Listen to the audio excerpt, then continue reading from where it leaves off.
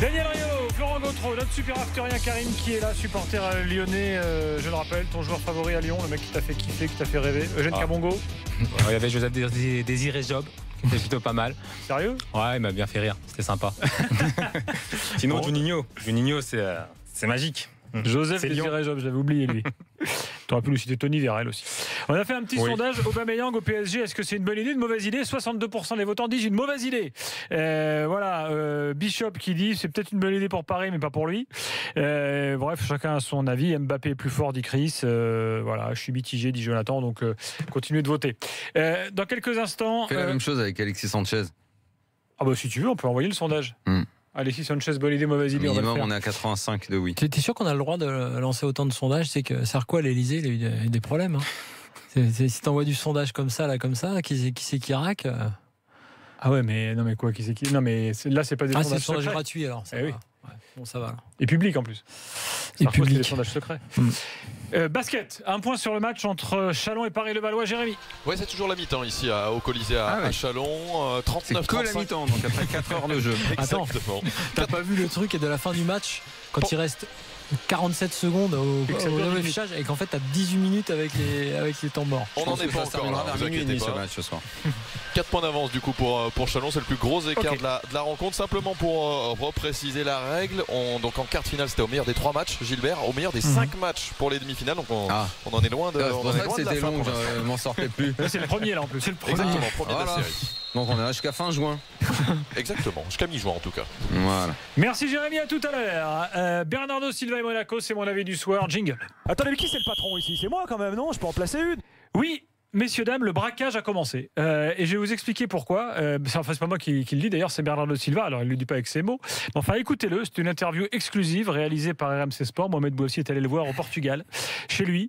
Et d'ailleurs, interview que vous retrouvez sur rmcsport.fr, dans Transversal ce week-end. C'était aussi chez Team Duga aujourd'hui. Bref, il parle de plein de choses. Il parle d'Mbappé, il parle de son futur, il parle de la sélection portugaise, il parle de Jardim, de Monaco, bref. Et il dit quand même un truc intéressant. Parce que sa première déclaration, c'était ah ouais, on peut pas refuser Guardiola. Là, il dit quand même un truc très différent. Maintenant, c'est plutôt on ne peut pas refuser City. Écoutez. Quand tu as l'opportunité de jouer avec des joueurs comme le joueur de Manchester City, tu ne peux jamais refuser, tu sais. Et quand City ils ont fait l'offre, moi je pensais Guardiola, tu sais, d'apprendre avec lui, d'avoir cette opportunité d'entraîner à côté de David Silva, de De Bruyne, de 7 joueurs que tu peux apprendre beaucoup aussi. De jouer la Premier League, de jouer encore une fois Champions League. Et pour moi, ça, tu ne peux pas refuser. Voilà, alors tu ne peux pas refuser City. Il y a quand même 3 semaines, Bernardo Silva disait, rappelez-vous, il faut qu'on reste tous et on va faire une super saison l'année prochaine. C'est lui qui l'avait dit. Rappelez-vous, une longue interview, je crois que c'était dans l'Équipe, si je ne dis pas de bêtises, ou dans un autre journal. Bon bref, en tout cas, il avait dit ça. Donc en gros, il y a une offre que lui ne pouvait pas refuser. Donc là, il la passe parce qu'il est content de s'entraîner avec un tel, et voilà, mais bon. Il y a une offre que le club ne pouvait pas refuser. Et il dit, dans l'interview concernant Mbappé, il dit de toute façon ce qui va se décider pour Mbappé, c'est s'il y a un truc qui arrive qu'il ne peut pas refuser, il devra y aller. Donc en gros, Bernardo Silva, il acte que de toute façon maintenant les mecs vont aller se servir à coups de millions et pam, et c'est inéluctable, c'est ce qui ressort de l'interview de Bernardo Silva, c'est inéluctable que le braquage qui a commencé avec lui va continuer avec d'autres. Voilà le message qu'a fait passer Bernardo Silva dans cette interview. Donc finalement ce qu'on prévoyait, ce qu'on prédisait déjà depuis quelques temps est en train doucement d'arriver là. C'est-à-dire que là, alors maintenant Benjamin Mendy, ça, voilà, on attend l'officialisation. Que va-t-il se passer avec Lemar qui paraît-il fait partie finalement des plus courtisé, parce qu'on parle beaucoup d'Mbappé évidemment, on parle assez peu de Lemar depuis quelques jours, alors qu'il y a apparemment énormément d'offres pour Lemar. Il y en a vraisemblablement moins pour Fabinho, ce qui peut peut-être paraître étonnant à certains, mais enfin c'est comme ça. Donc voilà. Moi je suis assez inquiet finalement maintenant là, vu la situation et vu le discours que tient Bernardo Silva concernant l'avenir de Monaco. Gilbert, je vais te donner une information, mais tu vois, quand un mec rentre dans une bijouterie et braque un collier à 5 millions, en échange, il laisse pas l'argent, il laisse pas un chèque. Ah mais t'as bien compris que c'était une formule. Un braquage, en fait, c'est tu prends mais tu payes pas. Donc là, en l'occurrence, le mot est très très mal choisi. Bon, très bien. Et si tu veux, il est mal choisi. Mais c'était pour faire un effet de. Je comprends bien, mais pendant des années, dans notre football, on nous a expliqué, je me souviens, il y a 10-15 ans, que Arsenal pillait le football français. On utilisait le mot piller. Là encore, les Attila, quand ils pillaient, ils laissaient pas en échange des mallettes d'oseille. Ils prenaient, tu vois. Voilà. Donc, Monaco. Faut voir s'ils payent à leur juste valeur aussi. Ça, c'est une autre question. Ça, après, là, sur Bernardo Silva, vraisemblablement. Personne ne met un flingue sur la 1, tu vois. Il y a un accord financier. Monaco fait une magnifique saison et on se doutait que beaucoup de joueurs allaient partir parce que le modèle économique de Monaco, comme de Porto, comme de ce genre de club-là, c'est de faire une très belle saison, mais de ne pas avoir la garantie d'en faire une autre. Enfin, il n'y a pas de garantie que la suivante soit aussi belle. C'est pas forcément l'objectif. Pas forcément. Si ça vient parce qu'on continue de bien bosser, qu'on remplace très bien les joueurs qui partent par d'autres joueurs, tant mieux. Ça veut dire qu'ils bossent 2 fois mieux. Il faudra encore si l'année prochaine ils font une aussi belle saison, il faudra encore plus les féliciter, les Monégasques. Mais là, dans l'immédiat, si les joueurs dont on a parlé partent, qu'ils font rentrer l'oseille dans les caisses, qu'ils recrutent, que les mecs mettent du temps à s'adapter, en plus on ne sait pas si l'entraîneur va rester, mais qu'ils ne sont pas champions, ils n'ont pas vocation à l'être tous les ans. Paris a plus vocation à l'être. S'ils font 3, s'ils font, j'en sais rien, 8e de Ligue des Champions, il n'y aura pas de drame à Monaco. Il n'y aura pas de pression sur le club. Il n'y aura pas de scandale autour de Monaco. Et toi, M. Bisounours, là, si le PSG... ça ne te dérange pas qu'un mec qui, il y a 3 semaines, disait il faut qu'on reste tous, qui partent parce que l'offre ne peut pas se refuser, ça te fait quoi? Il avait donné sa parole et tout, bah non? Comment ça se passe? Mais non, mais on savait qu'il allait partir. Bernardo Silva, on le sait depuis 1 an qu'il va partir cette année. C'était limite entendu. C'est ça. Le truc, c'est qu'il faut comprendre ce que sont les modèles et les business plans des clubs. Monaco et Paris, c'est complètement différent. C'est pas les mêmes projets. C'est pour ça qu'il faudra reparler de l'arrivée de Antero Henrique au PSG, dans la façon dont il va s'adapter au projet. Porto et le PSG, c'est pas la même chose. Porto, ils ont vocation à gagner au Portugal, mais également à faire énormément de business avec de l'achat de joueurs, de la revente de joueurs. C'est pas le modèle économique du PSG. Je crois pas que ce soit pour eux la priorité d'aller prendre un mec 5 millions, de le vendre 40 millions. Ça, c'est Monaco qui fait ça. Paris, eux, ils ont vocation à prendre de la vedette, à gagner la Ligue 1 le plus souvent possible et à avancer dans cette Ligue des Champions où ils sont pour l'instant bloqués quart et 8e cette année depuis 5 ans. C'est pas du tout les mêmes idées. Voilà, c'est pas du tout les mêmes modèles. Tiens, Guizy qui lui dit attention. Donc rien ne me surprend dans ce qui se passe. C'est pas vrai pour tout le monde. Rappelez-vous, pour Flamini, ils ont utilisé les lois européennes pour le prendre pour 0, nous dit Guizy. Le cas Flamini, c'était un parmi d'autres. On a trouvé une exception. Quoi. Voilà. Flo. Non, le truc, c'est que je suis pas forcément d'accord sur le braquage à commencer. Enfin, c'est pas le mot qui me choque. C'est le fait qu'ils ont vendu Bernardo Silva. Je vais me mettre du côté de ceux qui espèrent à Monaco qu'il y aura toujours une très grosse équipe, et y compris avec des joueurs actuels. C'est-à-dire, si tu vends très bien, très vite, comme ils le font, tu peux aussi considérer que tu n'es pas obligé de tout vendre. Après, s'ils vendent de tout, ça veut dire vraiment que là, ils sont en option business, et puis tant pis, on va reconstruire, quitte à ce que ça prenne 1 ou 2 ans. Mais tu peux aussi te dire, ils vendent Bernardo Silva, ils vendent Mendy, par exemple. Tu peux te dire, tiens, ça leur permettrait de garder Mbappé. Enfin, ils ne vont pas se précipiter peut-être pour vendre Mbappé. Sauf s'il y a une offre, effectivement, peut-être à 160 millions, je ne sais pas. Mais on peut voir aussi le côté. 120, c'est difficilement visible. Peut-être. Comment tu peux refuser, quoi. 120, tu le donnes, tu l'emmènes en voiture, tu le déposes. Hein. Peut-être. Mais tu peux aussi te dire, là, aujourd'hui, tu es au milieu du gué. C'est eux qui vendent vite, là, dans le mercato là, de cette année. Ils vendent très vite, très fort.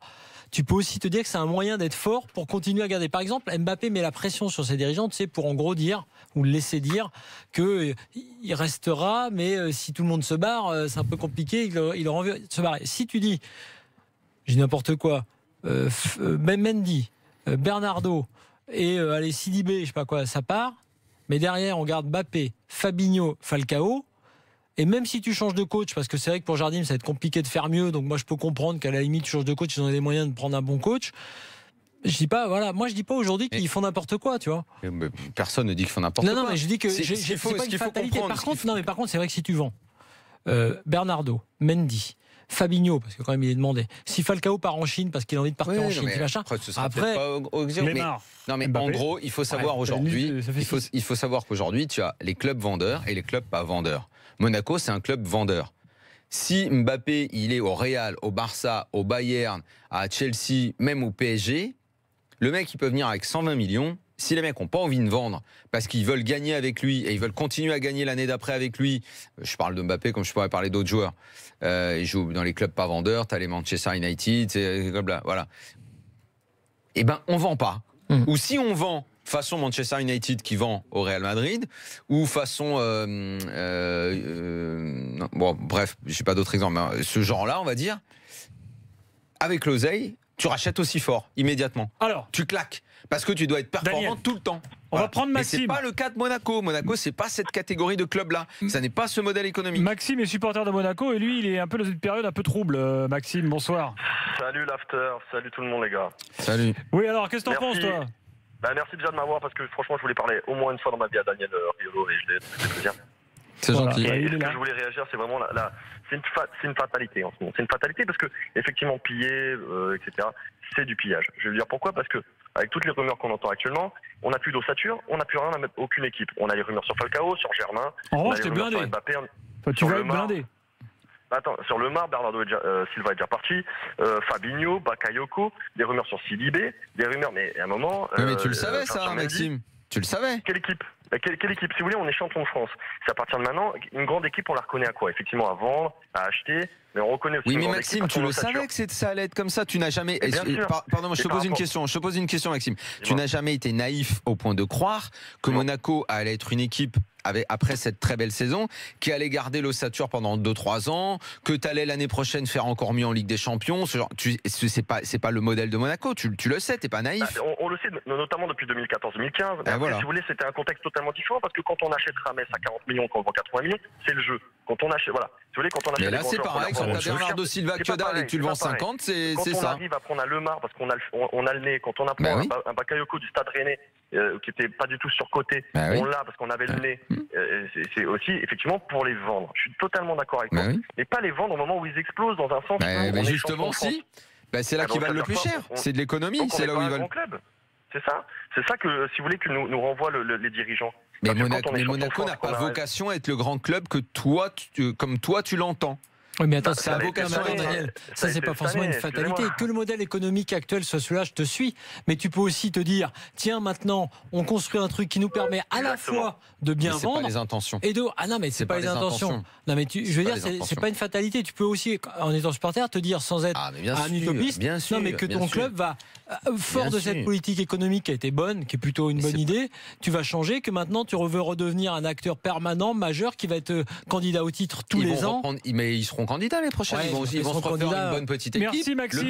Le Belge. Salut Maxime et merci d'avoir appelé. Ils ont pris le petit jeune là, Tielemans.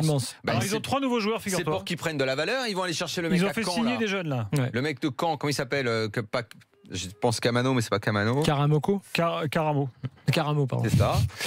Voilà. Ils ont fait signer 3 jeunes. Alors, parce qu'il y a aussi le centre de formation à Monaco. Et mine de rien, il y a quand même quelques joueurs. Il y a le petit Brésilien qui, quand il sera revenu de sa blessure, peut exploser l'année prochaine. Gaspard, Bosquilla. Il y a le retour de Saint-Maximin aussi. Ah, je sais pas s'il le garde ou pas, Saint-Maximin. Oui, Bochilia, l'attaquant. Alors, ils ont fait signer aujourd'hui Ibrahima Diallo, qui est le frère d'Abdou Diallo, qui est déjà dans le groupe pro. Il y a un jeune qui s'appelle, un autre milieu de terrain qui s'appelle Kevin Appin, et un défenseur qui s'appelle Yanis Ngakoutou. Voilà, c'est les jeunes qui montent de Monaco et ils sont plutôt performants dans la formation. Donc voilà. Maxime, merci. Dans quelques instants, la suite avec Jérôme Bretagne, Jacques Fati et Florent qui nous quitte. Salut à tous. Bonne soirée, soyez bons. On se revoit quand je vous écoute. Repose-toi. Tu reviens quand, toi? Je reviens quand? Vendredi. Match de l'équipe de France. Match de l'équipe de France avec Ali Benarbia. Tout à fait. France-Paraguay, nous serons là. A tout de suite dans l'after avec au programme le mercato. On a notamment parlé de Nice, de Marseille. Je suis pas certain d'être titulaire match de l'after. J'ai bien écouté l'after hier, mais ça ne me dérange pas. Je suis un joueur de club.